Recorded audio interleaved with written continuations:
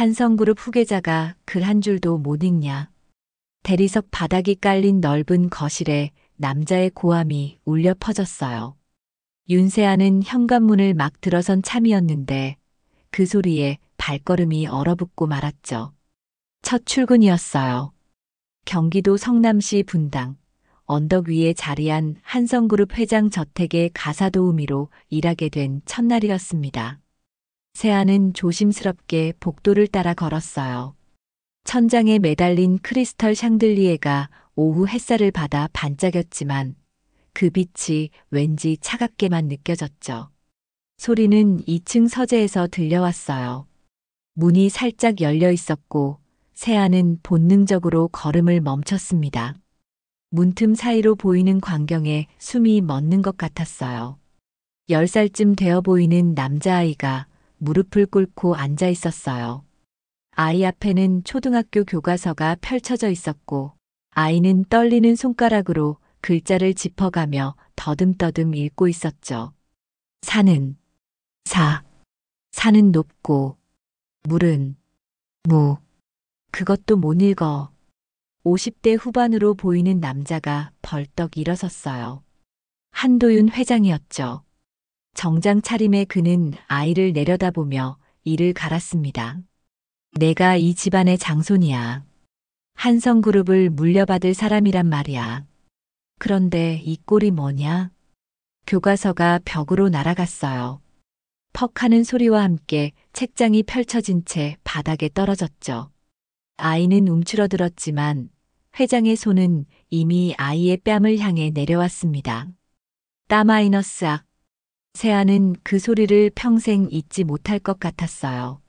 아이의 고개가 옆으로 꺾였고 흰 뺨에 붉은 손자국이 선명하게 찍혔죠. 그런데도 아이는 소리를 내지 않았어요. 그저 입술을 꽉 깨물고 바닥만 응시할 뿐이었습니다. 글자가 흔들려요. 아이의 목소리는 간신히 들릴 정도로 작았어요. 핑계 대지 마. 내 형은 6살 때 신문을 읽었어. 넌 뭐가 문제냐? 회장은 아이를 한 번 더 노려보더니 구두 뒤축을 세게 꽝꽝 밟으며 서재를 나섰어요. 세아는 황급히 복도 모퉁이로 몸을 숨겼죠. 회장이 지나간 뒤 세아는 조심스럽게 서재 쪽을 다시 바라봤습니다. 아이는 여전히 무릎을 꿇은 채였어요. 떨어진 교과서를 주워들고 손가락으로 눈물을 훔치더니 다시 글자를 읽기 시작했죠. 산은 높고 목소리는 더 작아졌고 손은 더 심하게 떨렸습니다. 그날 밤 세아는 좀처럼 잠을 이룰 수가 없었어요. 1층 가사도우미 숙소에 누워 있었지만 자꾸만 그 아이 얼굴이 떠올랐죠. 시계를 보니 밤 11시가 넘었습니다. 복도에서 희미한 불빛이 새어나왔어요. 2층 끝 아이방이었죠. 세아는 슬리퍼를 신고 조용히 계단을 올라갔습니다. 문틈 사이로 들여다보니 아이는 책상 앞에 앉아 공책에 뭔가를 쓰고 있었어요. 불빛에 비친 아이의 옆모습이 너무 작아 보였죠. 교복 같은 잠옷을 입은 어깨가 움츠러들어 있었고 연필을 쥔 손에는 힘이 잔뜩 들어가 있었습니다. 세아는 문을 살짝 더 열었어요. 공책이 보였죠. 한 줄 또 한 줄 같은 문장이 빼곡하게 적혀 있었습니다. 난 고장난 아이가 아니야. 난 고장난 아이가 아니야. 난 고장난 아이가 아니야. 글씨는 삐뚤빼뚤했어요. 어떤 글자는 크고 어떤 글자는 작았죠. 줄도 제대로 맞지 않았습니다. 하지만 그 글씨들 사이에서 세아는 아이의 절규를 읽었어요. 아이는 연필을 놓고 두 손으로 얼굴을 감쌌어요. 어깨가 작게 들썩였죠. 울고 있었던 거예요. 소리 없이 아주 조용히 이 집에서 허락되지 않은 눈물을 흘리고 있었습니다. 세아는 발을 떼지 못한 채 그 자리에 서 있었어요. 가슴 한쪽이 무너지는 것만 같았죠. 29살의 나이에 분교 교사를 그만두고 생활비를 벌기 위해 이 집에 왔던 자신이 지금 무엇을 목격하고 있는지 알 수 있었습니다. 이건 교육이 아니었어요. 훈육도 아니었죠. 이건 한 아이를 짓밟는 폭력이었습니다.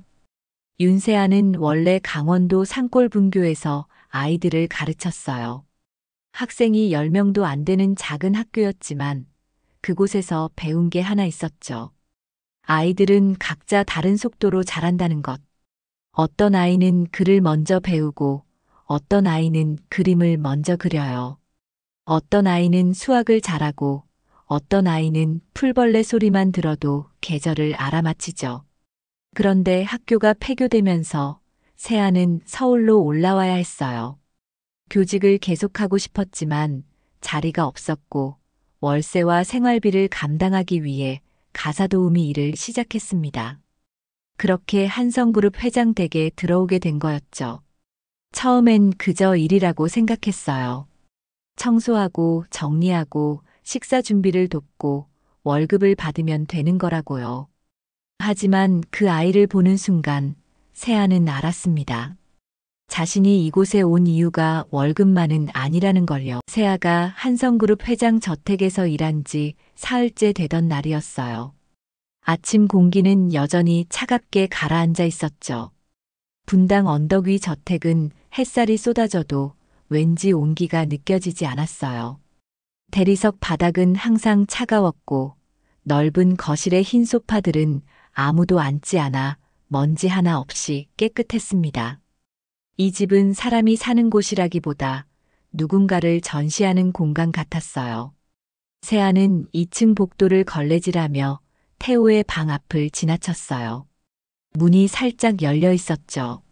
안을 들여다보니 태호는 책상 앞에 앉아 공책을 펼쳐놓고 있었어요. 하지만 연필은 들지 않은 채 그저 창밖만 멍하니 바라보고 있었습니다. 세아는 걸음을 멈췄어요. 아이의 옆모습이 너무 외로워 보였죠. 10살 아이가 저렇게 움츠러들어 있어야 하나요? 등이 구부정하고 어깨는 안쪽으로 말려 들어가 있었어요. 마치 자기 존재를 최대한 작게 만들려는 것처럼요. 도련님, 아침 식사 시간입니다. 복도 끝에서 김복래의 목소리가 들렸어요. 태호는 화들짝 놀라며 고개를 들었죠. 공책을 황급히 덮고 의자에서 일어났습니다. 그 모습이 마치 뭔가 잘못을 저지른 사람처럼 보여서 세아는 가슴이 먹먹해졌어요. 식탁은 오늘도 냉랭했어요. 회장 한도윤은 여전히 신문에만 시선을 두고 있었고 장남 한도강은 느긋하게 베이컨을 입에 넣으며 스마트폰을 만지작거렸죠. 태호는 식탁 끝자리에 앉아 접시 위에 계란 후라이를 포크로 조심스럽게 찍어 올렸어요. 아버지, 오늘 대학교 과제 발표가 있습니다. 경영학 교수님이 제 발표를 칭찬하셨어요. 도강이 환하게 웃으며 말했어요. 회장은 신문을 내려놓고 처음으로 얼굴에 미소를 지었죠. 그래, 잘했다. 역시 넌 될 놈이야. 한성그룹 이사들 앞에서도 그렇게만 해라. 네, 아버지. 기대에 부응하겠습니다. 도강은 고개를 숙였지만 입가의 미소는 지워지지 않았어요. 그리고 슬쩍 태호를 바라봤죠. 그 시선 속에는 승리감과 조롱이 뒤섞여 있었습니다. 태호는 고개를 더 숙였어요. 포크를 쥔 손이 미세하게 떨렸죠. 계란 후라이 한 조각을 입에 넣었지만 제대로 씹지도 못하고 그냥 삼켰습니다. 태호. 회장의 목소리가 갑자기 식탁을 가로질렀어요. 태호는 몸을 움찔했죠. 네. 어제 과외 선생님이 뭐라고 하시던가. 태호의 얼굴이 창백해졌어요. 입술이 파르르 떨렸죠. 그게 대답을 못하냐? 회장의 목소리는 낮았지만 그 속에 담긴 냉기는 식탁 전체를 얼려버릴 듯 했어요. 구구단을 아직도 못 외운다고 하시던데 10살이면 다 외울 나이 아니냐? 태호는 아무 말도 하지 못했어요. 그저 고개만 더 숙일 뿐이었죠. 손가락은 포크를 너무 세게 쥐어서 하얗게 변해 있었습니다. 쓸모없는 놈. 회장은 그 한마디를 던지고 다시 신문을 들어 올렸어요. 도강은 피식 웃으며 오렌지 주스를 마셨고요. 태우는 숨도 제대로 쉬지 못한 채 그저 접시만 응시했습니다. 세아는 주방 문 너머에서 그 장면을 지켜보고 있었어요. 손에 쥔 접시가 떨릴 정도로 분노가 치밀었지만 아무것도 할 수 없었죠. 복례가 옆에서 세아의 팔을 살짝 잡으며 고개를 저었으니까요. 참아라. 내가 나서봤자 아무것도 바뀌지 않는다. 복례의 눈빛이 그렇게 말하고 있었어요. 식사가 끝나고 회장과 도강은 각자의 일정으로 집을 나섰어요. 태우는 2층 자기 방으로 올라갔죠. 세아는 식탁을 정리하다가 태우가 남긴 접시를 봤어요. 음식이 거의 그대로 남아 있었어요. 계란 후라이 한 조각, 토스트 반쪽, 우유 반 컵. 아이가 제대로 먹지 못했다는 뜻이었죠. 저 아이 매일 저래요. 복례가 한숨을 쉬며 말했어요. 식탁에 앉는 게 고문인 거예요.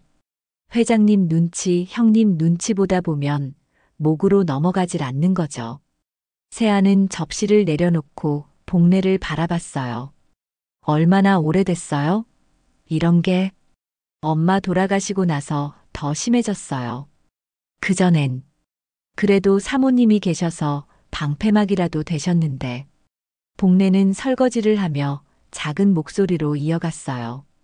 사모님 돌아가신 게 2년 전이에요. 교통사고였죠. 그날 이후로 회장님은 작은 도련님을 쳐다보지도 않았어요. 그냥 없는 사람 취급하는 거예요. 왜요? 태우가 뭘 잘못했다고. 잘못한 게 있어요. 엄마를 닮았다는 거. 복례의 말에 세아는 숨이 막혔어요. 사모님은 온화하고 따뜻한 분이었어요. 작은 도련님이 글을 못 읽어도 숫자를 헷갈려 해도 절대 혼내지 않으셨죠. 오히려 아이 눈높이에 맞춰서 천천히 가르치셨어요. 그런데 복례는 말을 멈췄어요. 눈가가 붉어졌죠. 회장님은 그게 싫으셨나 봐요. 아이를 너무 감싸준다고, 그렇게 키우면 약한 인간이 된다고 하셨어요. 사모님이 돌아가신 뒤로는 아예 작은 도련님을 포기하신 것 같아요. 그리고 형님만 후계자로 키우시는 거죠. 세아는 주먹을 꽉 쥐었어요. 그럼 태호는요? 태호는 어떻게 되는 건데요? 그냥 투명인간처럼 사는 거죠. 이 집에서 복례의 목소리는 체념으로 가득했어요. 오후가 되자 세아는 2층 복도 청소를 하러 올라갔어요. 태호 방 앞을 지나는데 안에서 작은 소리가 들렸죠. 7 곱하기 8은 56. 아니, 54? 아니다, 56. 태호의 목소리였어요.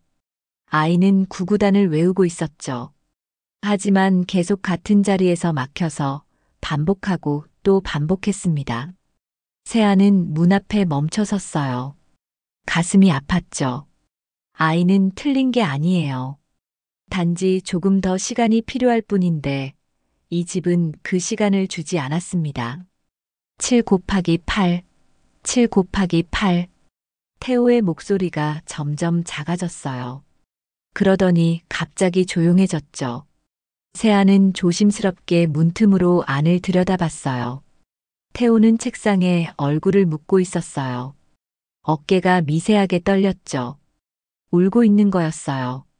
소리 없이 혼자서 아무도 모르게. 세아는 문을 두드릴까 망설였어요. 하지만 복례의 경고가 떠올랐죠. 이 집에서 아이 일에 끼어들면 바로 잘린다. 세아는 발걸음을 돌렸어요. 하지만 몇 걸음 가지 못하고 다시 멈춰섰죠. 그리고 생각했어요. 잘리면 어때? 저 아이 혼자 두는 것보다 나아. 저녁 무렵 세아는 정원으로 나갔어요. 저택 뒤편에는 작은 정원이 있었는데 아무도 오지 않는 조용한 공간이었죠. 나무 벤치에 앉아서 생각을 정리한 세아가 태호와 정원에서 이야기를 나눈 지 사흘이 지났어요. 그 뒤로 태호는 조금씩 달라졌죠. 세아와 복도에서 마주치면 고개를 살짝 들어 인사했고 가끔은 아주 작은 미소를 짓기도 했어요. 물론 아직도 식탁에서는 숨도 제대로 못 쉬고 회장 앞에선 얼어붙었지만요. 그래도 뭔가 작은 변화가 생기고 있었습니다. 세아는 그게 다행이라고 생각했어요. 아이에게 필요한 건 거창한 게 아니니까요. 그저 넌 괜찮아라고 말해주는 사람 하나면 되는 거였죠. 하지만 세아는 몰랐어요.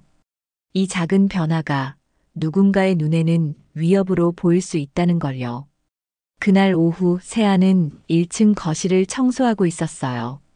진공 청소기를 밀다가 2층에서 쿵 하는 둔탁한 소리가 들렸죠.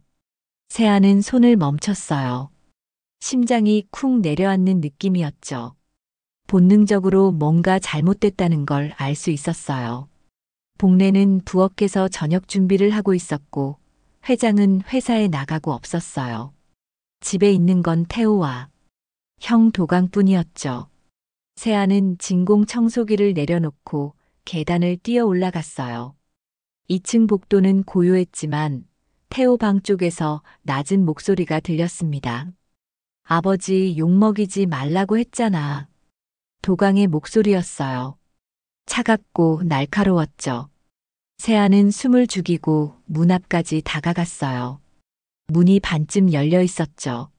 안을 들여다본 순간 세아는 숨이 멎는 것 같았습니다. 태호가 벽에 등을 기댄 채 쪼그리고 앉아 있었어요. 형 도강은 태호 앞에 서서 손에 뭔가를 들고 있었죠. 자세히 보니 공책이었어요. 색연필로 가득 채워진 태호의 공책이었습니다. 이게 뭐야? 색칠 공부. 넌 유치원생이야? 도강이 비웃으며 공책을 펼쳤어요. 그 안에는 한반도 지도가 그려져 있었죠. 강은 파란색, 산맥은 갈색, 도시들은 각각 다른 색으로 표시되어 있었어요. 글씨는 삐뚤빼뚤했지만 색으로 정리된 지도는 놀라울 정도로 정확했습니다. 형, 그거 내 거. 태호가 떨리는 목소리로 말했어요. 손을 뻗어 공책을 돌려받으려 했지만 도강은 공책을 높이 들어 올렸죠. 내 거? 이딴 낙서가 내 거라고? 도강은 공책 한 장을 찢었어요. 찌익! 종이가 찢어지는 소리가 방 안에 울려 퍼졌어요. 태호의 얼굴이 창백해졌죠. 형, 제발. 그거 밤새 만든 건데. 밤새? 이런 쓸데없는 거 하느라 밤을 새워? 도강은 비웃으며 또 한 장을 찢었어요. 그리고 또 한 장. 찢어진 종이들이 바닥에 흩어졌죠. 색연필로 정성스럽게 칠한 한반도가 산산조각 나고 있었습니다. 그만해. 제발. 태호가 비명처럼 외쳤어요. 일어서서 공책을 빼앗으려 했지만 도강은 손으로 태호의 어깨를 밀쳤죠. 쿵. 태호가 뒤로 넘어지며 머리가 벽에 부딪혔어요. 아이는 신음을 삼키며 바닥에 주저앉았죠. 넌 우리 집 수치야. 알아? 도강은 남은 공책장들을 한꺼번에 찢어서 쓰레기통에 처박았어요. 그리고 발로 쓰레기통을 차버렸죠. 찢어진 종이들이 바닥에 쏟아졌습니다. 태호는 울먹이며 바닥에 흩어진 종이 조각들을 주워 모으려 했어요. 떨리는 손으로 한 장, 또 한 장. 하지만 도강은 그 위를 발로 밟았습니다. 줍지 마. 쓰레기는 쓰레기통에 있어야지. 형, 제발. 태호의 목소리는 간신히 들릴 정도로 작았어요. 눈에서 눈물이 주르륵 흘러내렸죠. 그 순간 세아는 더 이상 참을 수 없었어요. 아이한테 손대지 마세요. 세아가 방문을 확 열고 들어갔어요. 도강은 깜짝 놀라며 뒤를 돌아봤죠. 뭐야, 넌? 가사도우미가 왜 여기 있어? 세아는 도강과 태호 사이로 들어갔어요. 태호를 도강으로부터 가리며 섰죠. 손이 떨렸지만 목소리만큼은 똑바로 냈습니다. 이건 폭력이에요. 그만하세요. 도강은 어이없다는 표정으로 세아를 위아래로 훑어봤어요. 입꼬리가 비틀어지며 비웃음이 새어나왔죠. 폭력? 우리 집 교육 방식에 대해 가사도우미가 뭘 알아? 교육이요? 저건 교육이 아니에요. 세아는 바닥에 흩어진 찢어진 종이들을 가리켰어요. 저 아이가 밤새 만든 걸 찢어버리고 머리를 벽에 부딪히게 하는 게 교육이에요? 도강의 얼굴이 굳어졌어요. 눈빛이 차갑게 변했죠. 내가 뭔데 우리 집안일에 참견해? 너 같은 게 감히. 저 아이는 잘못한 게 없어요. 세아는 한 걸음 앞으로 나섰어요. 도강과 시선을 똑바로 마주쳤죠. 공부를 다르게 한다고 해서, 글씨가 느리다고 해서, 그게 수치가 되나요? 저 아이는 자기만의 방식으로 열심히 하고 있는데, 왜 그걸 짓밟으세요? 도강은 잠시 말이 없었어요. 그러더니 갑자기 피식 웃었죠. 그 웃음은 소름이 돋을 정도로 차갑고 냉소적이었습니다. 열심히? 저게 열심이야? 도강은 바닥에 종이 조각 하나를 집어들었어요. 색칠하는 게 공부야? 유치원생도 아니고, 저건 태우만의 학습 방식이에요. 색으로 기억하는 거죠. 세아는 목소리를 낮췄지만 단호함은 잃지 않았어요. 누구나 자기만의 방식이 있어요. 그걸 인정하지 않고 억누르는 게 문제예요. 도강의 표정이 일그러졌어요. 손에 쥔 종이를 구겨서 바닥에 내던졌죠. 가사도우미 주제에 우리 집 교육에 끼어들지 마. 도강은 세아를 향해 한 걸음 다가왔어요. 키가 훨씬 컸기 때문에 세아를 내려다보는 시선은 위압적이었죠. 내가 뭘 안다고? 이 집이 어떤 집인지, 한성그룹이 어떤 곳인지 알기나 해? 저런 식으로 키우면 아무것도 못해. 아버지가 원하는 건 강한 후계자야. 저딴 약한 놈 말고. 강하다는 게 뭔데요? 세아는 물러서지 않았어요. 동생을 때리는 게 강한 거예요? 밤새 만든 공부 노트를 찢는 게 강한 거예요? 도강의 눈빛이 더 차갑게 변했어요. 턱을 치켜들고 코웃음을 쳤죠. 너 지금 나한테 말대꾸하는 거야? 말대꾸가 아니라 사실을 말하는 거예요. 세아는 한 발짝도 물러서지 않았어요. 하지만 속으로는 심장이 미친 듯이 뛰고 있었죠. 내가 지금 뭘 하고 있는 거지? 해고당할 수도 있는데. 하지만 뒤에서 태호의 흐느끼는 소리가 들렸어요. 아이가 여전히 바닥에 앉아 찢어진 종이 조각들을 주워 모으고 있었죠. 그 모습을 보자 세아는 물러설 수 없었습니다. 도강은 세아를 몇 초간 노려보더니 갑자기 픽 웃었어요. 좋아. 내가 그렇게 나오고 싶으면 그래. 도강은 한 걸음 뒤로 물러서며 팔짱을 꼈어요. 하지만 기억해둬. 이 집에서 내가 할 수 있는 건 아무것도 없어. 넌 그냥 월급 받고 청소하는 사람일 뿐이야. 그 말을 남기고 도강은 방을 나갔어요. 문을 쾅 닫으며 나가는 발소리가 복도에 울려 퍼졌죠. 방 안에 침묵이 내려앉았어요. 세아는 무릎을 꿇고 태호 옆에 앉았어요. 아이는 여전히 종이 조각들을 모으고 있었죠. 손이 너무 떨려서 제대로 짚지도 못하면서도 계속 주워 모으고 있었습니다. 태호야. 세아가 조용히 불렀어요. 태호는 고개를 들지 않았죠. 눈물이 뚝뚝 떨어져 종이 조각들을 적셨어요. 세아는 아무 말 없이 태호 옆에서 함께 종이 조각들을 주워 모았어요. 한 장, 또 한 장.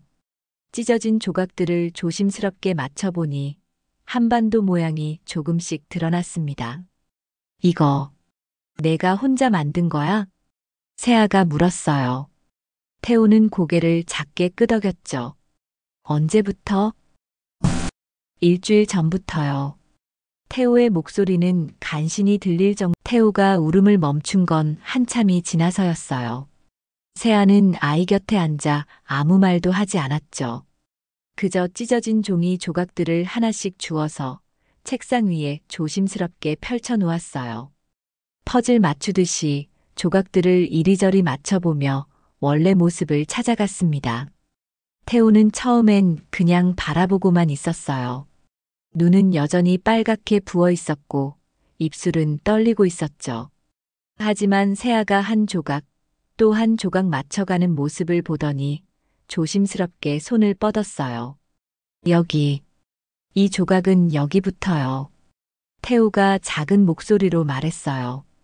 파란색으로 칠해진 조각을 집어들어 한강 부분에 맞춰 놓았죠.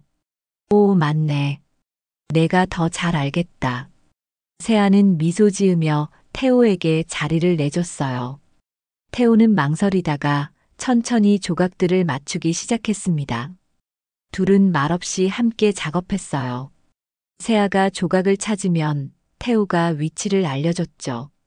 조각들이 하나씩 맞춰지면서 한반도의 모습이 서서히 드러났습니다. 10분쯤 지났을까요? 책상 위에 한반도 지도가 거의 완성되었어요.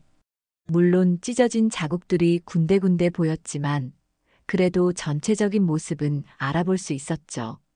세아는 그 지도를 보며 입이 벌어졌어요. 태호야, 이거 정말 내가 혼자 만든 거야? 세아는 믿을 수 없다는 표정으로 물었어요. 지도는 생각보다 훨씬 정교했죠. 강들은 정확한 위치에 파란색으로 표시되어 있었고 산맥들은 갈색 선으로 이어져 있었어요. 도시들은 크기에 따라 빨간색, 주황색, 노란색 점으로 구분되어 있었습니다. 네. 태우가 작게 대답했어요. 고개를 숙인 채 손가락으로 지도를 가리켰죠. 한강은 파란색, 낙동강도 파란색, 태백산맥은 진한 갈색, 소백산맥은 연한 갈색. 서울은 제일 큰 빨간 점, 부산은 두 번째로 큰 빨간 점. 태우는 색깔을 가리키며 중얼거렸어요. 마치 노래 가사를 외우듯이 리듬을 타며 은조렸죠. 세아는 깨달았어요. 이건 단순한 낙서가 아니었죠. 태우만의 학습 체계였어요. 글자로는 외워지지 않으니까 색과 위치로 기억하는 거였습니다. 글씨는 잘 안 보여요. 태우가 조심스럽게 말했어요. 책을 읽으면 글자들이 춤추는 것처럼 흔들려요. 줄도 작고 헷갈리고. 그래서 선생님들이 다 화내요. 태우는 손으로 눈을 비볐어요. 근데 색은 안 흔들려요. 색으로 보면 기억이 돼요. 세아는 가슴이 먹먹해졌어요. 분교에서 가르쳤던 아이들이 떠올랐죠. 글씨는 못 읽어도 기계를 뜯어 고치던 아이, 수학은 못해도 별자리를 다 외우던 아이. 모두가 자기만의 방식으로 세상을 이해하고 있었어요. 엄마가 그랬어요. 태우가 갑자기 말했어요. 목소리는 더 작아졌지만 세아는 숨을 죽이고 들었죠. 엄마가 난 고장난 게 아니라 색으로 기억하는 아이라서 특별하다고. 태호의 눈에서 다시 눈물이 흘러내렸어요. 엄마는 화내지 않았어요. 천천히 해도 된다고, 내 방식대로 하면 된다고. 태호는 말을 잇지 못했어요. 목이 메어서 더 이상 소리가 나오지 않았죠. 손으로 얼굴을 가리고 어깨를 떨었습니다. 세아는 태호의 등을 가만히 쓰다듬어 줬어요. 아무 말도 하지 않았죠. 그저 아이가 울음을 다 쏟아낼 때까지 기다려줬습니다. 한참이 지나서 태우가 조금 진정되었어요.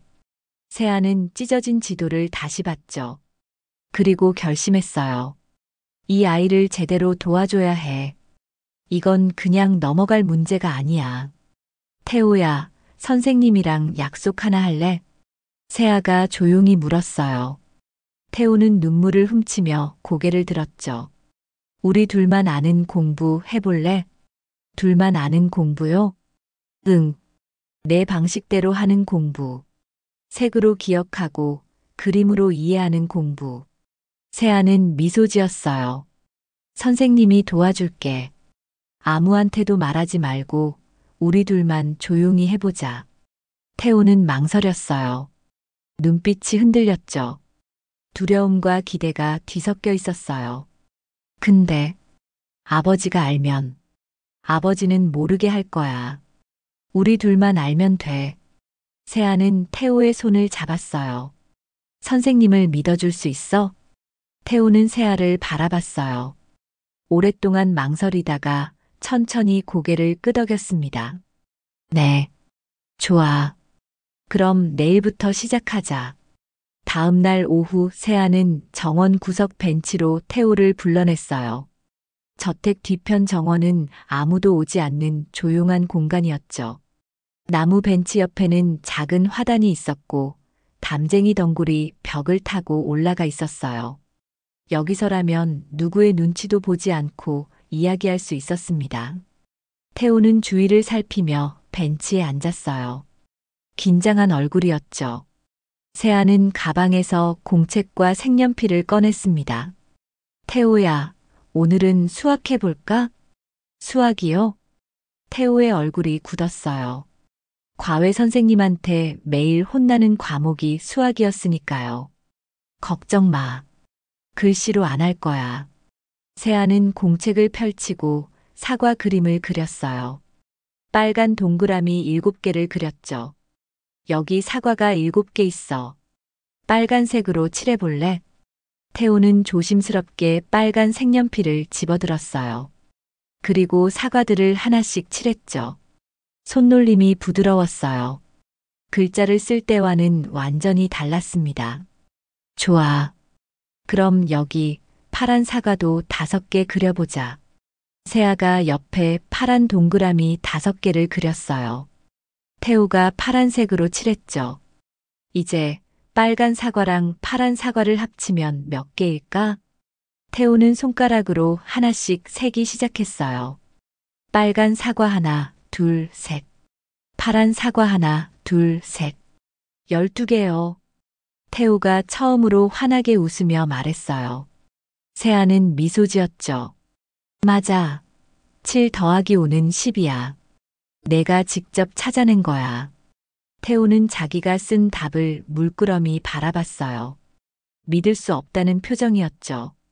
수학 문제를 혼자 힘으로 풀어본 게 처음이었으니까요. 선생님, 저 정말 잘한 거예요? 응, 정말 잘했어. 세아는 태호의 머리를 쓰다듬어 줬어요. 넌 못하는 게 아니야. 그냥 다른 길로 가는 거야. 다른 길이요? 응. 어떤 사람은 고속도로로 가고 어떤 사람은 숲길로 가. 넌 숲길로 가는 아이야. 세아는 정원의 나무들을 가리켰어요. 숲길은 느리지만 더 많은 걸 보면서 가는 거지. 꽃도 보고 나무도 보고 새소리도 들으면서. 태호는 나무들을 바라봤어요. 바람에 흔들리는 잎사귀들, 가지 사이로 비치는 햇살. 그 모든 게 아름다웠죠. 저 숲길로 가도 괜찮은 거예요? 물론이지. 어떤 길로 가든 결국 목적지는 같아. 중요한 건 내가 포기하지 않는 거야. 태호는 공책을 내려다봤어요. 빨간 사과와 파란 사과가 그려진 페이지를 물끄러미 바라보다가 살짝 미소 지었습니다. 그날 이후 둘만의 수업이 시작되었어요. 매일 오후 회장과 도강이 집에 없는 시간을 이용해서 세아와 태호는 정원에서 만났죠. 수학은 그림과 색으로, 역사는 이야기와 그림으로, 과학은 직접 보고 만지면서 배웠어요. 태호는 달라지기 시작했어요. 표정이 조금씩 밝아졌고 눈빛에 생기가 돌았죠. 무엇보다 스스로 질문하기 시작했어요. 선생님, 왜 식물은 초록색이에요? 선생님, 구름은 왜 하얀색이에요? 선생님, 무지개는 왜 7가지 색이에요? 세아는 그 질문들에 하나하나 답해줬어요. 때로는 함께 찾아보기도 했죠. 태호는 글자보다 그림으로 이해하고 설명보다 직접 보고 만지며 배웠습니다. 며칠이 지나자 태호는 정원 수업을 기다리는 눈빛으로 변했어요. 세아를 보면 살짝 웃었고 공책을 펼치면 집중했죠. 하지만 세아는 알고 있었어요. 이 작은 행복이 언제까지 갈 수 있을지. 어느 날 저녁 세아는 부엌에서 설거지를 하고 있었어요. 김복래가 옆에서 채소를 다듬다가 일주일이 지났어요. 세아와 태호의 정원 수업은 계속되었죠. 매일 오후 3시 회장이 회사에 있고 도강이 대학교에 간 시간을 이용해서 둘은 정원 벤치에 모였어요. 공책 한 권, 색연필 한 세트면 충분했습니다. 태호는 눈에 띄게 달라지고 있었어요. 아침 식탁에서도 예전처럼 움츠러들지만은 않았죠. 가끔씩 고개를 들어 창밖을 바라보기도 했고 밥을 조금은 더 먹게 되었어요. 물론 회장이나 도강 앞에서는 여전히 긴장했지만요. 세아는 그게 다행이라고 생각했어요. 작은 변화라도 아이가 조금씩 자신감을 찾아가고 있다는 뜻이니까요. 그런데 세아는 몰랐어요. 이 작은 변화가 누군가의 눈에는 위협처럼 보인다는 걸요. 그날 오후도 평소처럼 시작되었어요. 세아는 태호와 함께 정원 벤치에 앉아서 한국사를 공부하고 있었죠. 태호야, 삼국시대 기억나? 네. 고구려는 빨간색, 백제는 파란색, 신라는 노란색이요. 태호가 자신있게 대답했어요. 공책에 한반도 지도를 그리고 세 나라를 색깔로 구분해서 칠했죠. 고구려는 북쪽에 빨갛게, 백제는 서쪽에 파랗게, 신라는 동쪽에 노랗게. 잘했어. 그럼 각 나라의 수도는? 고구려는 평양, 백제는 서울이랑 공주, 그리고 신라는 경주요. 태호는 각 수도에 별표를 그려 넣었어요. 글씨는 여전히 삐뚤빼뚤했지만 위치는 정확했죠. 세아는 미소 지었어요. 불과 일주일 전만 해도 태호는 삼국시대 이름조차 제대로 외우지 못했어요. 글자로 외우려고 하니까 머릿속에서 뒤죽박죽이 되었던 거죠. 하지만 색으로 구분하니까 마치 그림처럼 머릿속에 각인되었습니다. 선생님, 저 이제 역사 좋아요. 태우가 수줍게 말했어요. 색깔로 보니까 재미있어요. 그럼 다음엔 조선시대도 해볼까? 네. 태호의 눈이 반짝였어요. 세아는 그 모습을 보며 가슴이 뭉클해졌죠. 이 아이에겐 능력이 있었어요. 단지 그걸 발견할 사람이 없었을 뿐이었습니다. 그때였어요. 발소리가 들렸죠. 세아와 태호는 동시에 뒤를 돌아봤어요. 정원 입구에 도강이 서 있었어요. 세아의 심장이 철렁 내려앉았죠. 오늘은 대학교 수업이 있는 날인데 왜 벌써 왔지? 도강은 두 사람을 번갈아 바라봤어요. 차가운 눈빛이었죠. 입꼬리가 비틀어지며 냉소가 새어나왔습니다. 뭐 하는 거야? 태호는 황급히 공책을 덮으려 했어요. 하지만 도강은 이미 다가와서 공책을 낚아챘죠. 이게 뭐야? 또 낙서? 도강이 공책을 펼쳤어요. 색연필로 그린 삼국시대 지도가 나타났죠. 형, 그거. 입 닥쳐. 도강은 차갑게 말하고 세아를 바라봤어요. 내가 뭐라고 했지? 우리 집 교육에 끼어들지 말라고 했잖아. 저는 태호를 돕고 있을 뿐이에요. 세아가 일어서며 말했어요. 공부하는 걸 도와주는 게 뭐가 잘못됐나요? 공부. 도강이 비웃었어요. 이게 공부야? 색칠놀이가. 도강은 공책을 들어 올리며 찢으려 했어요. 하지만 이번엔 세아가 더 빨랐죠. 세아가 도강의 손을 붙잡았습니다. 그만하세요. 세아의 목소리는 낮았지만 단호했어요. 도강은 세아를 노려봤죠. 손 놔. 공책부터 내려놓으세요. 둘은 몇 초간 서로를 바라봤어요. 긴장감이 정원 공기를 얼어붙게 만들었죠. 그때 태호가 벌떡 일어났어요. 형, 제발. 이번엔 찢지 말아줘요. 태호의 목소리는 떨렸지만 그 안에는 간절함이 담겨 있었어요. 저 정말 열심히 했어요. 색깔로 외우니까 진짜 기억이 돼요. 도강은 태호를 내려다봤어요. 그리고 피식 웃었죠. 기억이 돼. 그래서 내가 아무리 색칠해봤자 넌 한성그룹 후계자 못 돼. 도강은 공책을 바닥에 내던졌어요. 퍼석 소리와 함께 공책이 땅에 떨어졌죠. 아버지가 원하는 건 강한 후계자야. 너처럼 약한 놈 말고. 도강은 세아를 향해 고개를 돌렸어요. 그리고 너, 더 이상 동생한테 헛된 희망 심어주지 마. 어차피 쓸모없는 놈이야. 도강은 그 말을 남기고 돌아섰어요. 하지만 몇 걸음 가다가 멈춰서더니 뒤돌아보며 말했죠. 아, 참고로. 아버지한테 보고할 거야. 가사도우미가 월권행위 한다고. 세아의 얼굴이 창백해졌어요. 도강이 사라진 뒤 정원은 침묵에 잠겼어요. 태우는 바닥에 떨어진 공책을 집어들었죠. 먼지를 털어내고 구겨진 페이지를 펴보려 했어요. 손이 떨렸지만 꾹 참으며 정리했습니다. 세아는 태호 옆에 무릎을 꿇고 앉았어요. 태호야, 괜찮아? 태호는 고개를 끄덕였어요. 하지만 눈가가 붉어지고 있었죠. 선생님, 죄송해요. 응? 왜? 쟤 때문에. 선생님이 혼날 것 같아서요. 태호의 목소리가 잠겼어요. 눈물이 뚝 떨어져 공책을 적셨죠. 형 말이 맞아요. 저는 쓸모없어요. 선생님만 힘들게 하고. 야, 태호야.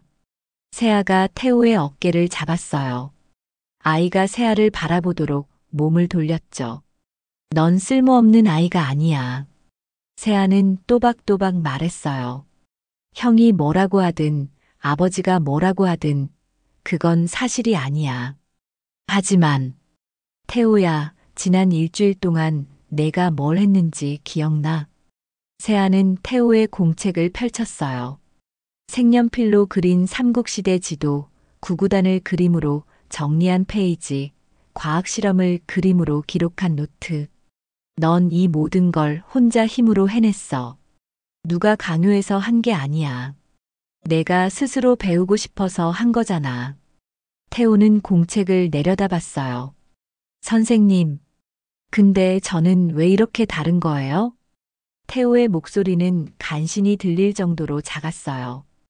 왜 저만 글씨가 안 보이고 숫자가 헷갈리고 왜 저만 이래요? 세아는 가슴이 먹먹해졌어요. 이 질문에 뭐라고 대답해줘야 할까요? 어떻게 하면 이 아이가 자신을 미워하지 않게 할 수 있을까요? 세아는 잠시 생각하다가 정원의 나무들을 가리켰어요. 저기 소나무 보여? 태우가 고개를 들어 나무를 봤어요. 그리고 저기 은행나무도 보이지? 태우가 고개를 끄덕였죠. 둘 다 나무야. 근데 완전히 다르잖아. 소나무는 사시사철 푸르고 은행나무는 가을에 노랗게 변해. 소나무는 솔방울을 만들고 은행나무는 은행 열매를 맺지. 세아는 태우를 바라봤어요. 근데 그렇다고 은행나무가 쓸모없는 나무야? 아니잖아. 둘 다 나무로서 제 역할을 하는 거야. 그냥 방식이 다를 뿐이지. 태우는 나무들을 물끄러미 바라봤어요. 넌 은행나무 같은 아이야. 소나무처럼 사시사철 푸르지는 않지만 가을이 오면 세상에서 가장 아름다운 색을 보여주는 나무. 세아는 미소 지었어요. 색으로 세상을 보는 건 고장난 게 아니야. 그냥 내가 가진 특별한 능력이야. 태호의 눈에서 눈물이 멈췄어요. 입술이 살짝 떨렸지만 그 안에서 작은 미소가 피어올랐습니다. 정말요? 정말이야. 그날 저녁 세아는 회장 서재로 불려갔어요. 복례가 미안한 표정으로 세아를 바라봤지만 세아는 괜찮다는 듯 고개를 끄덕이고 계단을 올라갔죠. 서재 문을 두드리자 안에서 낮은 목소리가 들렸어요. 들어와. 세아는 문을 열고 들어갔어요. 회장 한도윤은 책상 뒤에 앉아 서류를 보고 있었죠. 세아를 회장의 경고 이후 사흘이 지났어요. 세아는 태호와 단 한 번도 이야기를 나누지 못했죠. 복도에서 마주쳐도 눈인사만 했고 정원에는 아예 가지 못했어요. 회장이 김봉래에게 세아를 감시하라고 지시했거든요. 태호는 다시 예전으로 돌아가고 있었어요. 식탁에서는 더 움츠러들었고 혼자 방에 틀어박혀 있는 시간이 길어졌죠. 세아는 그 모습을 멀리서 지켜볼 수밖에 없었습니다. 가슴이 찢어지는 것 같았어요. 이대로 두면 안 되는데 어떻게든 방법을 찾아야 해. 하지만 세아는 몰랐어요. 폭풍이 이렇게 빨리, 이렇게 격렬하게 올 줄은요. 그날 저녁이었어요. 세아는 1층 거실을 청소하고 있었죠. 진공 청소기를 밀다가 2층에서 쿵 하는 소리가 들렸어요. 이어서 물건이 깨지는 소리, 그리고 비명. 세아는 진공 청소기를 내던지고 계단을 뛰어 올라갔어요. 태호 방 문이 활짝 열려 있었죠. 안을 들여다본 순간 세아는 숨이 멎는 것 같았습니다. 태호가 책상 옆 바닥에 쓰러져 있었어요. 이마에서 피가 흘러내렸죠. 도강은 태호 위에 서서 찢어진 공책들을 바닥에 뿌리고 있었습니다. 이게 뭐야? 또 색칠놀이? 내가 하지 말라고 했잖아. 도강이 소리쳤어요. 발로 공책들을 짓밟으며 태호를 내려다봤죠. 세아는 방 안으로 뛰어들어갔어요. 뭐 하는 거예요? 세아가 도강과 태호 사이에 섰어요. 도강은 세아를 보고 비웃었죠. 또 너야? 가사도우미가 왜 자꾸 끼어들어? 아이가 다쳤잖아요. 세아는 무릎을 꿇고 태호를 일으켰어요. 이마에서 흘러내린 피가 셔츠를 적시고 있었죠. 태호는 신음을 삼키며 세아를 바라봤어요. 선생님, 괜찮아, 내가 있어. 세아는 재빨리 주머니에서 손수건을 꺼내 태호의 이마를 눌렀어요. 상처가 깊지는 않았지만 피는 계속 흘러내렸습니다. 도강은 팔짱을 끼고 둘을 내려다봤어요. 저 가사도우미가 동생을 망치고 있어요, 아버지. 세아는 깜짝 놀라 뒤를 돌아봤어요. 방문 앞에 회장 한도윤이 서 있었어요. 회장은 차갑게 방 안을 둘러봤어요. 바닥에 흩어진 찢어진 공책들, 피 묻은 태호, 그리고 태호를 감싸고 있는 세아. 도강, 설명해봐. 회장의 목소리는 낮았지만 그 속에 담긴 냉기는 방 전체를 얼려버릴 듯 했어요. 도강은 순식간에 표정을 바꿨어요. 걱정스러운 얼굴로 회장에게 다가갔죠. 아버지, 제가 태호 방에 들어왔는데 또 이상한 낙서를 하고 있더라고요. 제가 말렸는데도 계속하길래 조금 화가 났어요. 도강은 바닥에 공책 하나를 집어들었어요. 저 가사도우미가 자꾸 이런 걸 가르치니까 태호가 제대로 된 공부를 안 하는 거예요. 회장은 공책을 받아들었어요. 펼쳐보니 색연필로 그린 세계 지도가 나왔죠. 각 나라가 색깔로 구분되어 있었고 수도들이 별표로 표시되어 있었습니다. 회장은 공책을 바닥에 던졌어요. 이게 공부야? 회장은 세아를 노려봤어요. 내가 뭐라고 했지? 태호한테 가까이 가지 말라고 했잖아. 저는 입 닥쳐. 회장은 태호를 향해 걸어갔어요. 세아가 막아서려 했지만 회장은 세아를 밀쳐냈죠. 세아가 벽에 부딪혔어요. 등이 욱신거렸지만 일어나려 했습니다. 회장은 태호를 발로 밀쳐 넘어뜨렸어요. 태호가 바닥에 쓰러졌죠. 넌 이제 후계자 아니다. 회장의 목소리는 차갑고 단호했어요. 도강, 내가 한성을 이을 놈이다. 도강은 미소 지으며 고개를 숙였어요. 감사합니다, 아버지. 회장은 세아를 돌아봤어요. 그리고 너, 내일 당장 짐 싸라. 다시는 이 집에 발 들이지 마. 세아는 벽에 기댄 채 회장을 바라봤어요. 머릿속이 하얘졌죠. 해고, 나를 쫓아내겠다고? 하지만 동시에 분노가 치밀어 올랐어요. 안 돼요. 세아가 일어서며 말했어요. 저는 못 가요. 회장의 눈빛이 차갑게 변했어요. 뭐, 태호를 이대로 두고 갈 수 없어요.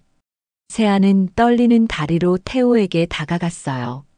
아이를 일으켜 세우고 자기 뒤에 숨겼죠. 이건 폭력이에요. 아동학대예요.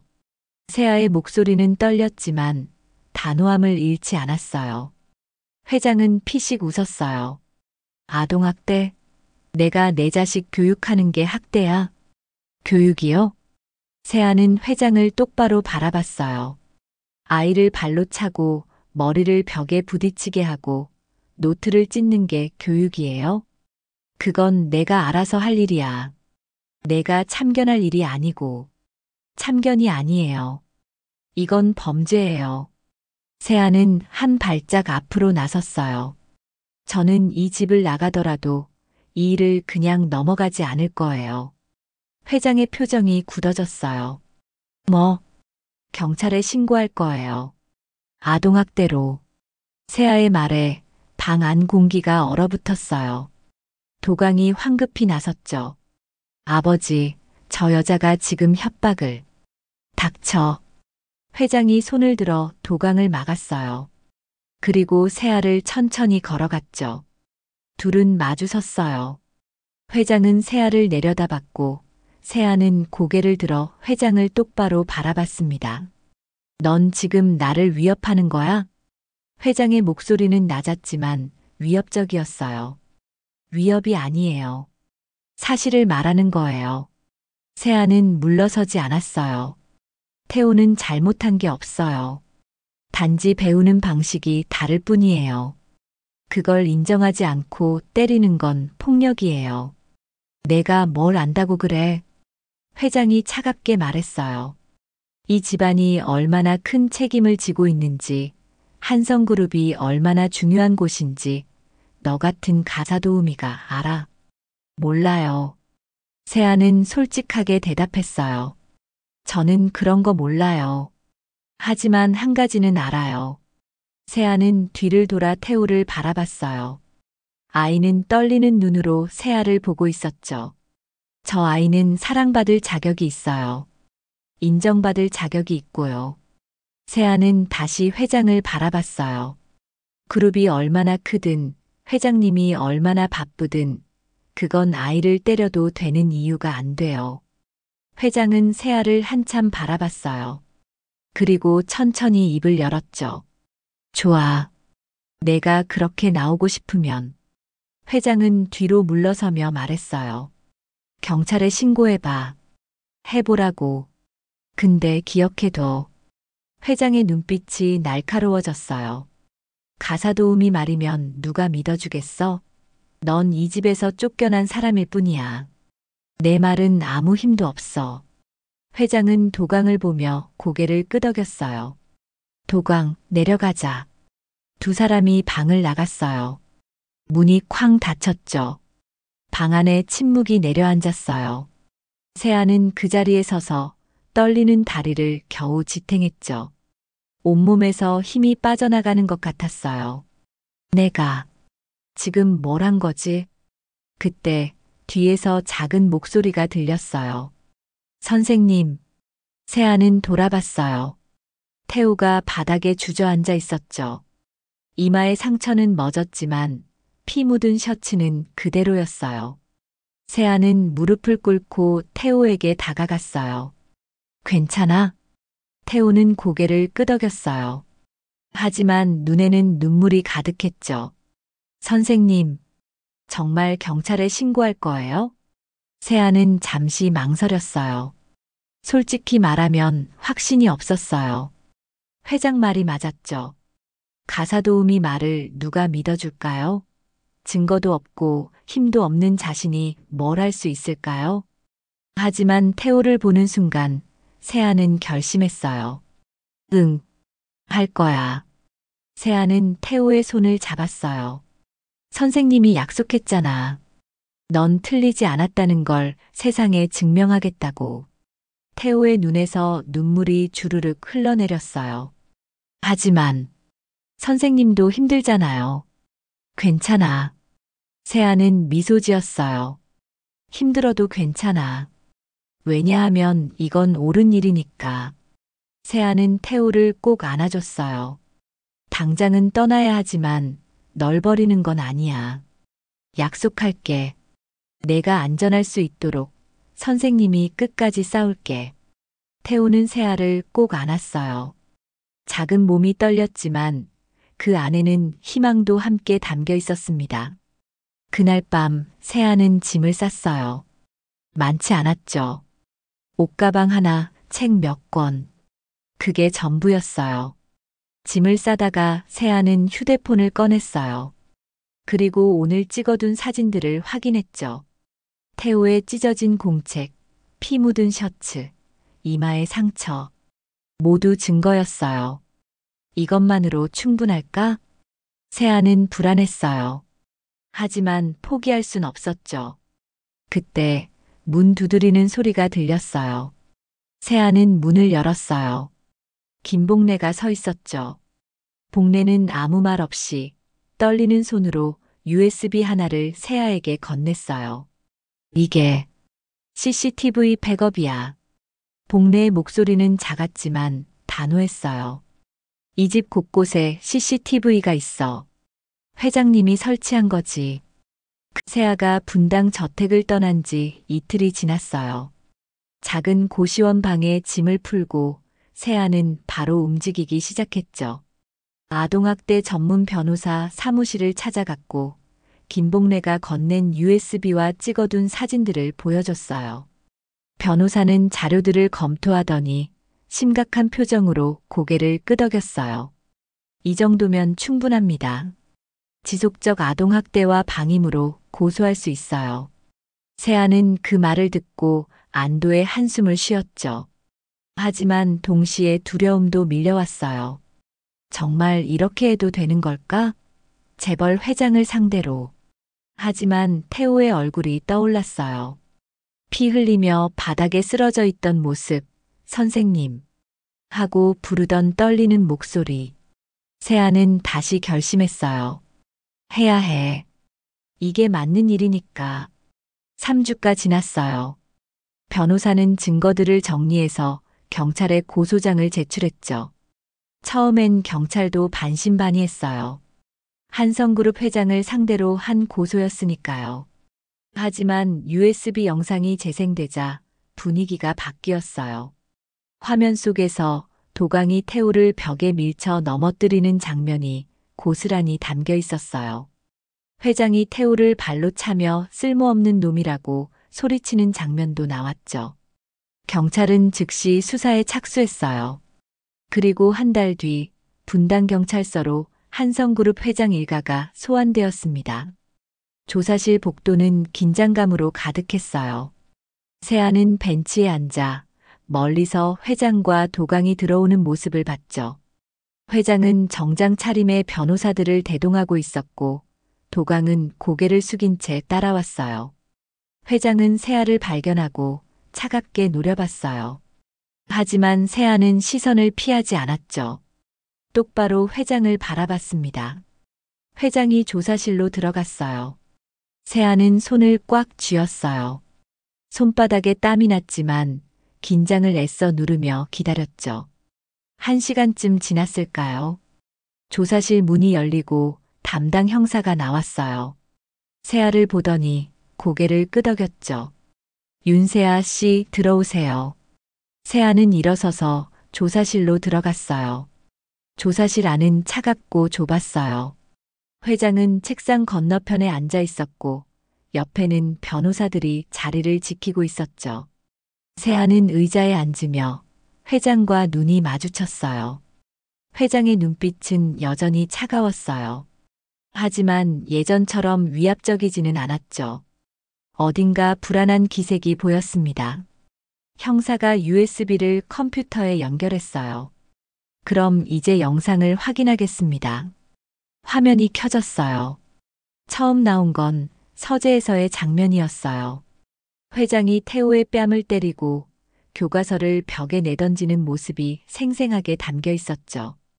회장의 표정이 굳었어요. 다음 장면은 태호 방이었어요.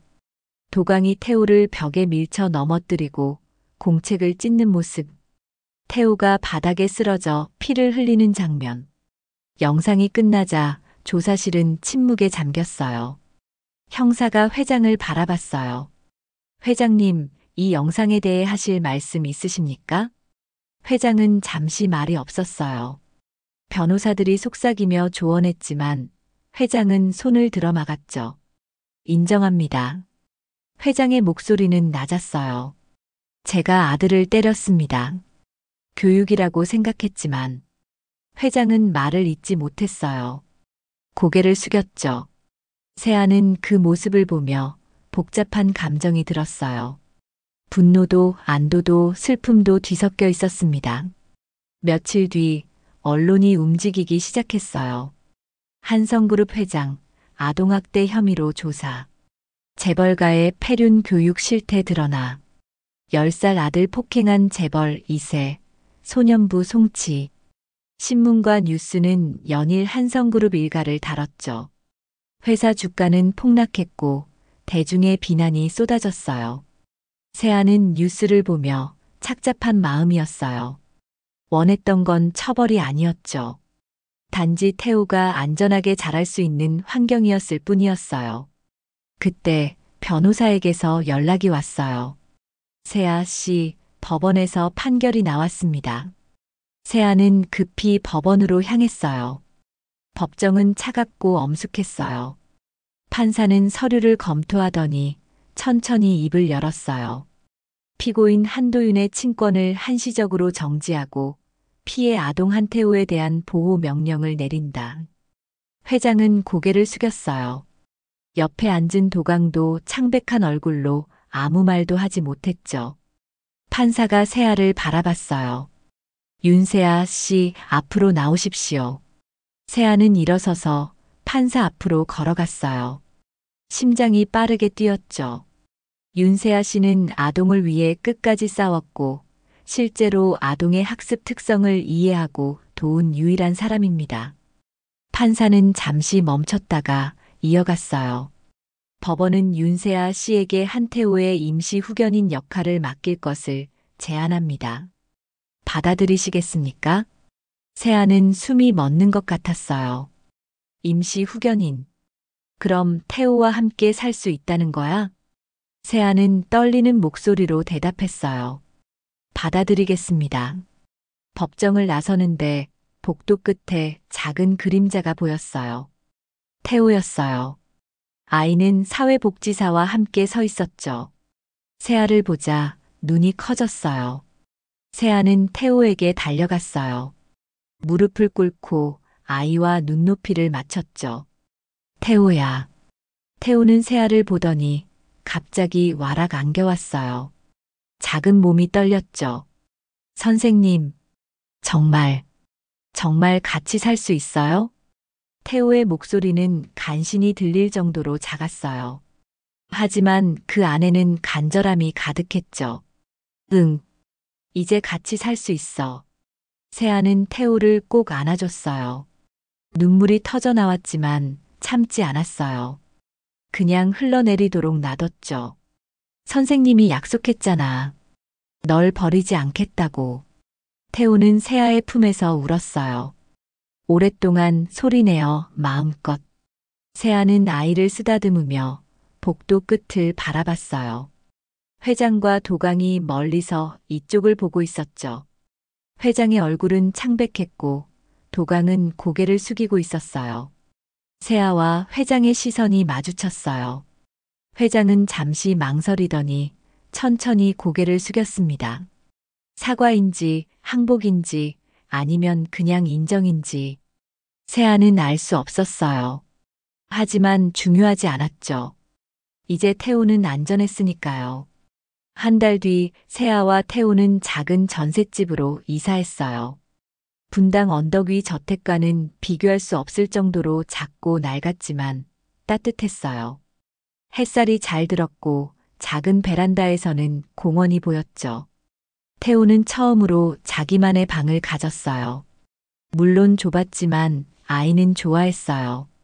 벽에 직접 그린 그림들을 붙이고 색연필로 가득한 책상을 두고 창가에 작은 화분도 놓았죠. 선생님, 여기 정말 좋아요. 태우가 환하게 웃으며 말했어요. 세아는 그 모습을 보며 미소 지었죠. 그래, 다행이다. 세아는 낮에는 아르바이트를 했어요. 카페에서 일하고 저녁에는 온라인 과외도 시작했죠. 돈은 넉넉하지 않았지만 둘이 살기엔 충분했어요. 저녁이면 세아와 태우는 함께 공부했어요. 여전히 색과 그림으로 천천히 태우의 속도에 맞춰서. 태우는 달라지고 있었어요. 악몽이 줄어들었고 밥을 잘 먹기 시작했죠. 무엇보다 웃음이 많아졌어요. 어느 날 저녁 태우가 세아에게 공책을 보여줬어요. 선생님, 이거 봐요. 공책을 펼치자 그림 하나가 나왔어요. 두 사람이 손을 잡고 있는 그림이었죠. 한 명은 여자, 한 명은 남자아이. 그림 아래 태우가 쓴 글씨가 있었어요. 우리는 가족이에요. 글씨는 여전히 삐뚤빼뚤했지만 마음은 똑바르게 전해졌어요. 세아는 눈물이 핑 돌았어요. 태우를 꼭 안아줬죠. 그래, 우리는 가족이야. 2년이 흘렀어요. 세아는 이제 작은 학습센터를 운영하고 있었어요. 색으로 배우는 아이들 센터라는 이름이었죠. 간판 아래에는 문구가 적혀 있었어요. 다름은 결함이 아니라 또 하나의 언어입니다. 센터는 작았지만 아이들로 가득했어요. 난독증이 있는 아이, 주의력이 부족한 아이, 수학을 어려워하는 아이. 모두가 자기만의 방식으로 배우고 있었죠. 세아는 아이들 눈높이에 맞춰 색과 그림과 이야기로 가르쳤어요. 천천히 조급하지 않게 아이들의 속도에 맞춰서. 그리고 세아의 첫 번째 조력자는 태호였어요. 12살이 된 태호는 이제 다른 아이들을 도와주고 있었죠. 색으로 기억하는 방법을, 그림으로 이해하는 방법을, 자기가 배운 모든 걸 나눠주고 있었어요. 이렇게 하면 돼. 빨간색은 중요한 거, 파란색은 관련된 거. 그럼 머릿속에 그림이 그려져. 태우가 또래 아이에게 설명하는 모습을 보며 세아는 미소 지었어요. 이 아이는 이제 괜찮아. 정말 괜찮아. 어느 날 저녁 센터 문을 닫으려는데 누군가 찾아왔어요. 세아는 문을 열었죠. 회장 한도윤이 서 있었어요. 세아는 깜짝 놀랐어요. 2년 동안 한 번도 연락이 없었거든요. 회장님. 회장은 예전보다 많이 늙어 보였어요. 머리카락에 흰머리가 섞여 있었고 등도 약간 굽어 있었죠. 들어가도 되겠습니까? 회장의 목소리는 조심스러웠어요. 세아는 잠시 망설이다가 문을 열어줬어요. 둘은 센터 안으로 들어갔어요. 회장은 벽에 붙은 아이들 그림들을 둘러봤죠. 태우가 여기서 일하고 있다고 들었습니다. 법원 판결이 확정된 지 사흘째 되던 날이었어요. 세아는 사회복지사와 함께 분당 저택을 다시 찾았어요. 태우의 짐을 챙기러 온 거였죠. 차를 타고 언덕길을 올라가며 세아는 복잡한 심경이었어요. 여기 다시 오게 될 줄은 몰랐는데. 저택은 여전히 웅장했어요. 하지만 예전처럼 차갑게 느껴지지는 않았죠. 그저 큰 집일 뿐이었습니다. 현관문이 열렸어요. 김복래가 나와서 세아를 맞이했죠. 오셨어요. 복래의 목소리는 조용했지만 눈가가 붉었어요. 세아는 복래의 손을 잡았죠. 고맙습니다. 아주머니 아니었으면 됐어요. 당연한 일했을 뿐이에요. 복래는 고개를 저으며 계단을 가리켰어요. 작은 도련님 방에 계세요. 올라가 보세요. 세아는 천천히 계단을 올라갔어요. 2층 복도는 여전히 고요했죠. 태우 방 문이 반쯤 열려 있었어요. 안을 들여다보니 태우가 짐을 싸고 있었습니다. 작은 가방 하나에 옷 몇 벌과 공책들을 넣고 있었어요. 그게 전부였죠. 세아는 문을 두드렸어요. 태호야. 태호는 돌아보더니 환하게 웃었어요. 예전과는 완전히 다른 표정이었죠. 긴장도 두려움도 없었어요. 그저 기쁨만이 가득했습니다. 선생님, 태호가 달려와 세아를 안았어요. 세아는 아이를 꼭 안아주며 방 안을 둘러봤죠. 침대, 책상, 책장. 모두 그대로였지만 왠지 텅 빈 것처럼 느껴졌어요. 이 방에서 태호가 보낸 시간들이 행복하지 않았다는 걸 새삼 깨달았습니다. 다 챙겼어? 네. 이게 전부예요. 태호가 작은 가방을 들어 올렸어요. 세아는 가슴이 먹먹해졌죠. 이렇게 적은 짐으로 이 큰 집에서 살았구나. 그럼 내려가자. 우리 집으로. 네. 태호는 가방을 메고 세아의 손을 잡았어요. 둘은 함께 계단을 내려갔죠. 현관 앞에서 복례가 기다리고 있었어요. 손에는 도시락 2개가 들려 있었죠. 이거 길에서 드세요. 복례가 도시락을 건네며 말했어요. 작은 도련님 좋아하는 김밥이랑 계란말이 넣었어요. 태우는 도시락을 받아들고 복례를 올려다 봤어요. 복례 할머니, 감사합니다. 태호의 목소리는 작았지만 진심이 담겨 있었어요. 복례는 눈물을 훔치며 태호의 머리를 쓰다듬어줬죠. 건강하게 자라라. 알았지? 네. 복례는 세아를 바라봤어요. 잘 부탁드려요. 저 아이. 걱정 마세요. 제가 잘 돌볼게요. 세아는 복례에게 고개를 숙였어요. 복례도 깊게 고개를 숙이며 배웅했습니다. 차가 저택 앞을 떠날 때 태호는 뒤를 돌아봤어요. 분당 언덕 위 저택이 점점 멀어지고 있었죠. 안녕. 태호가 작게 속삭였어요. 슬픔이 아니라 해방감이 담긴 목소리였어요. 세아는 태호의 손을 꼭 잡아줬어요. 이제 새로운 시작이야. 태호는 고개를 끄덕이고 앞을 바라봤어요. 창밖으로 햇살이 쏟아지고 있었습니다. 전셋집은 작았어요. 거실 하나, 방 2개, 작은 부엌.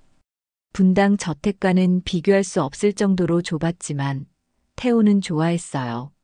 선생님, 여기 정말 따뜻해요. 태호가 신발을 벗으며 말했어요. 맨발로 마루를 밟아보더니 환하게 웃었죠. 세아는 태호에게 방을 보여줬어요. 여기가 내 방이야. 방은 작았지만 창문이 커서 햇살이 잘 들었어요. 세아가 미리 준비해둔 책상과 침대가 놓여 있었죠. 진짜 제 방이에요? 태호가 믿을 수 없다는 표정으로 물었어요. 세아는 미소 지으며 고개를 끄덕였죠. 응, 내 방이야. 내가 원하는 대로 꾸며도 돼. 태호는 방 안을 천천히 둘러봤어요. 책상 위에 놓인 색연필, 벽에 붙은 빈 코르크보드, 창가의 작은 화분. 선생님, 저 정말 여기서 살아도 돼요? 태호의 목소리가 떨렸어요. 세아는 무릎을 꿇고 태호와 눈높이를 맞췄죠. 물론이지. 이제 여기가 내 집이야. 우리 집. 세아는 태호를 꼭 안아줬어요. 태호는 세아의 품에서 울었어요.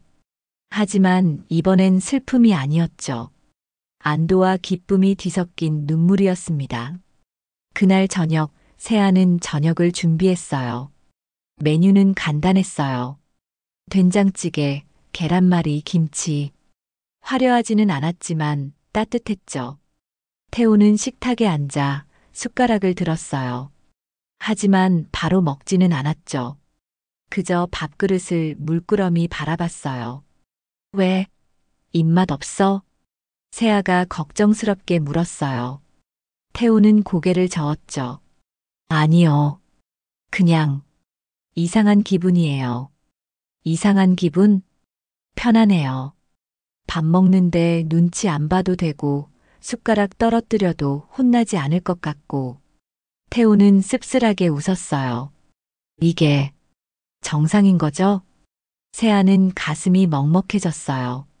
응, 이게 정상이야. 세아는 태호의 그릇에 계란말이를 하나 더 얹어줬어요. 천천히 먹어. 우리는 시간 많아. 태호는 고개를 끄덕이고 밥을 한 숟가락 떠먹었어요. 그러더니 눈을 감았죠. 맛있어요. 그래, 다행이다. 둘은 조용히 저녁을 먹었어요. 대화는 많지 않았지만 침묵은 편안했어요. 밥을 다 먹고 설거지를 하는데 태호가 다가왔어요. 선생님, 제가 도와줄게요. 응, 괜찮아. 내가 안 해도 돼. 하고 싶어요. 저도 이제 가족이잖아요. 태호의 말에 세아는 웃음이 나왔어요. 그래. 그럼 같이 하자. 둘은 나란히 서서 설거지를 했어요. 세아가 씻으면 태호가 물기를 닦았죠. 작은 일상이었지만 따뜻했습니다. 일주일이 지났어요. 세아는 태호를 새로운 학교에 전학시켰어요. 작은 초등학교였지만 선생님들이 친절했죠. 담임 선생님은 태호의 상황을 이해하고 배려해줬어요.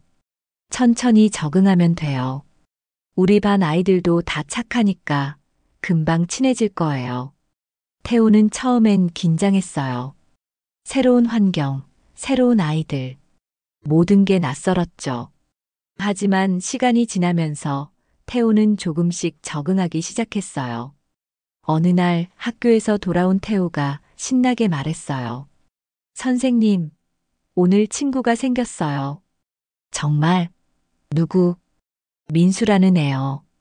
같이 그림 그렸는데 제 그림 예쁘다고 했어요. 태호의 얼굴이 환했어요. 세아는 그 모습을 보며 미소 지었죠. 이제 괜찮겠구나. 정말 괜찮아질 거야. 한 달이 지났어요. 세아는 태호와 함께 매일 저녁 공부했어요.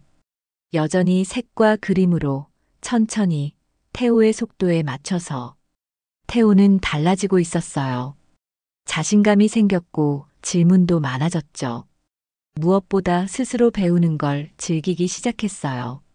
선생님, 오늘 학교에서 칭찬받았어요. 어느 날 저녁 태호가 자랑스럽게 말했어요. 과학 시간에 색으로 설명했더니 선생님이 창의적이라고 했어요. 세아는 태호를 꼭 안아줬어요. 잘했어. 정말 잘했어. 선생님 덕분이에요. 태호가 수줍게 말했어요. 선생님이 아니었으면 저는 아직도. 태호는 말을 잇지 못했어요. 세아는 태호의 머리를 쓰다듬어 줬죠. 넌 스스로 해낸 거야. 선생님은 그냥 옆에서 도와줬을 뿐이야. 그래도 감사해요. 태호는 세아를 꼭 안았어요. 선생님 만나서 정말 다행이에요. 세아는 눈물이 핑 돌았어요. 하지만 참지 않았죠. 그냥 흘러내리도록 놔뒀습니다. 나도 내 덕분에 행복해. 석 달이 지났어요. 세아는 색으로 배우는 아이들 센터를 열 준비를 하고 있었어요. 작은 공간이었지만 태호 같은 아이들을 도울 수 있을 거라는 확신이 있었죠. 어느 날 저녁 세아는 태호에게 물었어요. 태호야, 선생님이 센터 열려고 하는데 너도 도와줄래? 저요? 태호가 놀란 표정으로 물었어요. 몇 년이 흘렀어요. 서울 외곽 조용한 주택가 한편에 작은 건물이 있었어요. 2층짜리 건물이었는데 1층은 학습 공간, 2층은 상담실로 꾸며져 있었죠. 건물 앞 간판에는 이렇게 적혀 있었어요. 색으로 배우는 아이들 센터. 그 아래 작은 문구가 함께 새겨져 있었습니다. 다름은 결함이 아니라 또 하나의 언어입니다. 오전 10시 센터 문이 열렸어요. 첫 방문자는 7살쯤 되어 보이는 남자아이와 엄마였죠. 엄마는 지친 표정이었어요.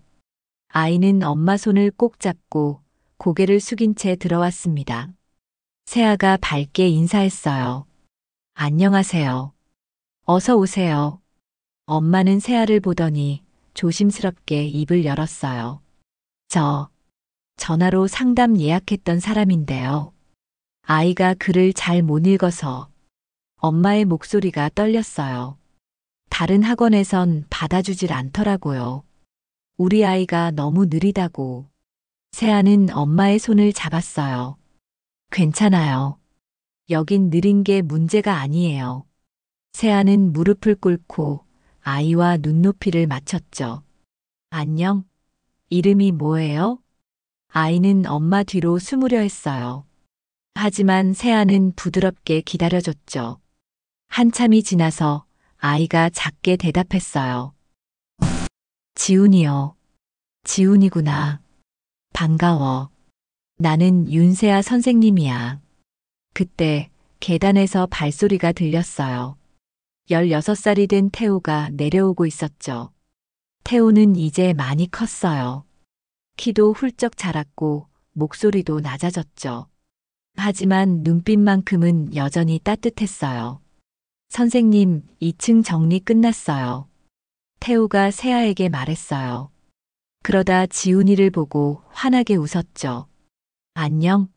나는 태호 형이야. 지훈이는 태호를 올려다봤어요. 태호는 주머니에서 색연필 한 세트를 꺼냈죠. 지훈아, 혹시 그림 그리는 거 좋아해? 지훈이가 조심스럽게 고개를 끄덕였어요. 그럼 우리 같이 그림 그리면서 공부하자. 재밌을 거야.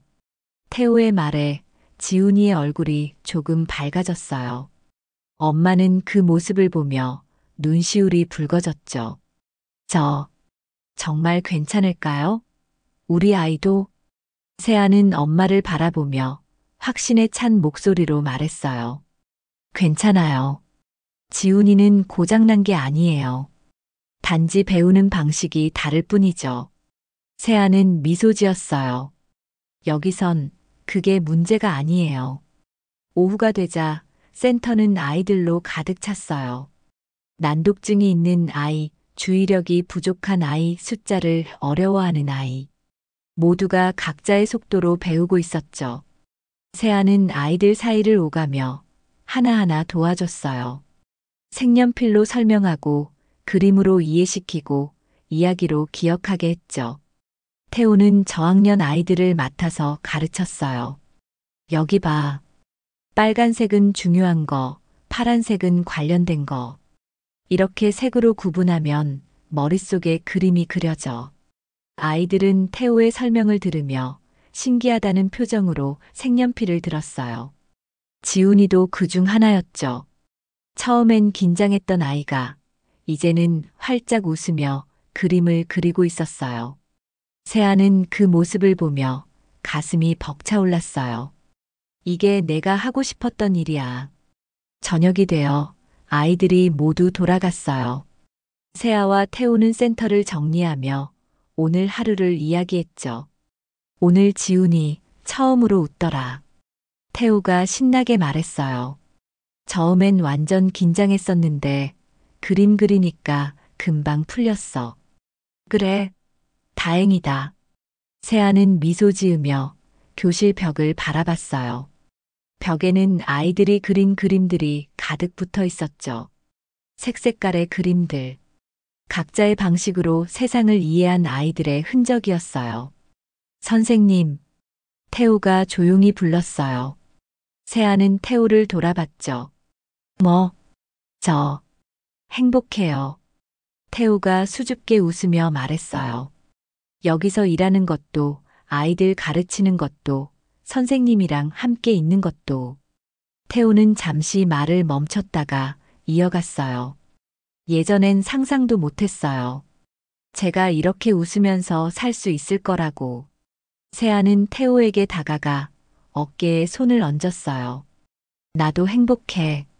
너랑 함께여서. 세아는 창밖을 바라봤어요. 석양이 지고 있었죠. 우리 잘하고 있는 거 맞지? 당연하죠. 태호가 환하게 웃었어요. 선생님이 그랬잖아요. 우리는 숲길로 가는 사람들이라고. 천천히 가도 괜찮다고. 세아는 웃음이 나왔어요. 그래. 맞아. 그날 밤 세아와 태우는 2층 상담실에 남았어요. 내일 올 새로운 아이를 위한 자료를 준비하고 있었죠. 작업을 하다가 태우가 갑자기 일어났어요. 벽장으로 가더니 오래된 액자 하나를 꺼내왔어요. 선생님, 이거 기억나요? 세아는 액자를 받아들었어요. 안에는 그림 하나가 들어있었죠. 세 사람이 손을 잡고 서 있는 그림. 한 여자, 한 남자아이, 그리고 또 한 사람. 세아는 그림을 물끄러미 바라봤어요. 이건 내가 몇 년 전에 그린 거잖아. 네. 우리 가족 그림이에요. 태우가 말했어요. 근데 한 명 더 그렸어요. 누구? 미래에 올 사람이요. 태우는 미소 지었어요.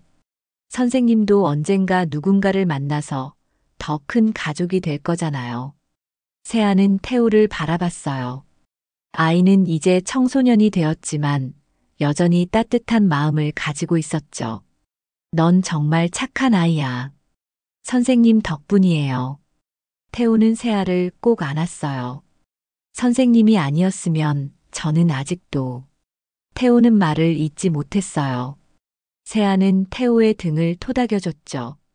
이제 다 지나간 일이야. 우리는 앞으로 나아가고 있어. 다음 날 아침 센터 오픈 시간이었어요. 세아는 문을 열고 간판을 다시 한번 올려다 봤어요. 다름은 결함이 아니라 또 하나의 언어입니다. 이 문구는 태우가 제안한 거였어요. 세아는 처음 들었을 때 가슴이 뭉클했죠. 정말 잘 자랐구나. 그때 뒤에서 목소리가 들렸어요. 선생님. 세아는 돌아봤어요. 지훈이가 엄마 손을 잡고 달려오고 있었죠. 어제와는 다르게 아이 얼굴이 밝았어요. 선생님, 오늘도 태호 형이랑 그림 그릴 수 있어요? 물론이지. 세아는 무릎을 꿇고 지훈이를 맞이했어요. 오늘은 뭘 배우고 싶어? 동물이요. 동물 이름 외우고 싶어요. 좋아. 그럼 색깔로 동물 공부해보자. 지훈이는 환하게 웃으며 센터 안으로 뛰어들어갔어요. 엄마는 세아를 보며 고개를 숙였죠. 정말 감사합니다. 선생님 덕분에 우리 아이가. 괜찮아요.